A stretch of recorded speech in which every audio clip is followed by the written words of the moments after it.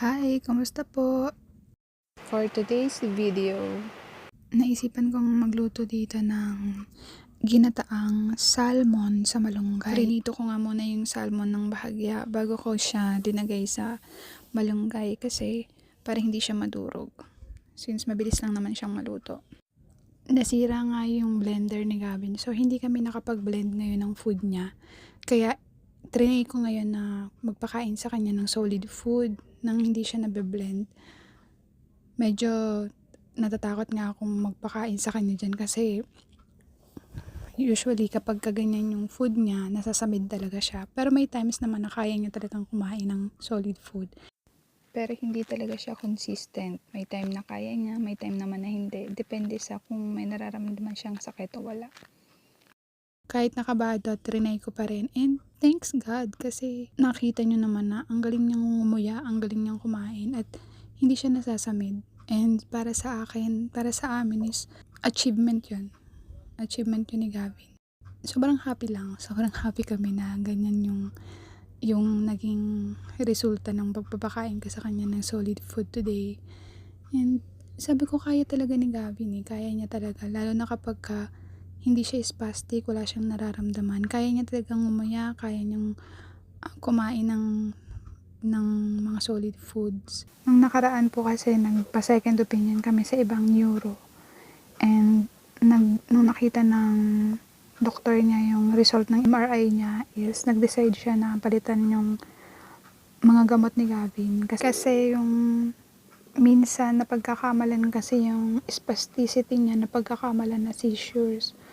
So akala ng neuron niya dati, seizures yung nangyayari sa kanya. Pero yung bago naming pedya, neuro, is na-confirm niya na yung nangyayari kay Gavin na spasticity is not a seizures. So, tinanggal ng doktor niya ngayon yung pang seizures niya na gamot. Start ng April, iba na yung mga gamot niya. Kaya nagkaroon siya ng mga spasticity.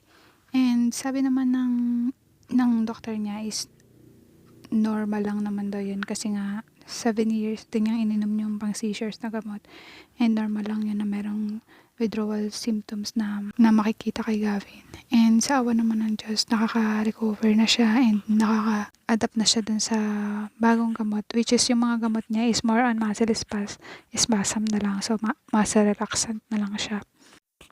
Sa ngayon, ino-observe ko talaga yung mga food na tinitake ni Gavin kasi meron siyang pattern eh. Every 2 days, mag-relax siya. Katulad dyan sa video, relax siya. So, pag ganun, pag relax siya, kaya niyang kumain ng ganyan. Tapos, wala siyang nararamdaman. Nakakatulog siya ng maayos. Pero kapag may spasticity naman siya, nahihirapan siyang kumain. And, yung tulog niya is hindi dire-diretso. May times na bigla na lang siyang gumigising at umiiyak. Kaya, pinag-aaralan namin ngayon yung pagpapakain sa kanya, yung mga, kung ano yung mga nagdi-trigger sa kanya. So, tinitake down note namin yun kung ano yung mga kinain niya na nagkaroon siya ng mga episodes. Very challenging talaga yung pagpapakain sa may mga cerebral palsy kasi affected kasi yung kanilang pagnguya, ang kanilang paglunok. Mahirapan sila. So, dito, nung nakita ko nga na kumakain si Gabi ng ganyan, is very thankful ako kasi ibig sabihin nag-i-improve yung pagnguya niya at ang paglunok niya ng pagkain.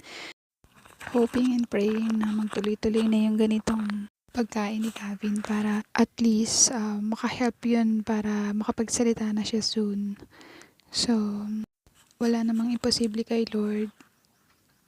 Sipagan lang at palaging magtiwala sa kayang gawin ng Diyos sa buhay natin. And sabi nga sa Isaiah 60:22, when the time is right, I, the Lord, will make it happen. So yun yung pinanghahawakan namin na kapag oras na talaga na makapagsalita si Gavin, oras na para makapagsalita siya. And walang makakapigil doon. And basta nandito lang kami to support him. And sa mga parents like us ng mga special needs na bata na katulad ni Gavin, wag lang tayong panghinaan ng loob. Patuloy tayong kumapit sa sa Diyos kasi siya lang ang nakakaalam, siya lang ang may control ng lahat.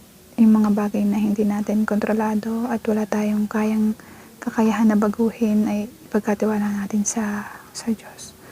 Yun lang. Maraming salamat sa inyong pananood. Ingat po kayo.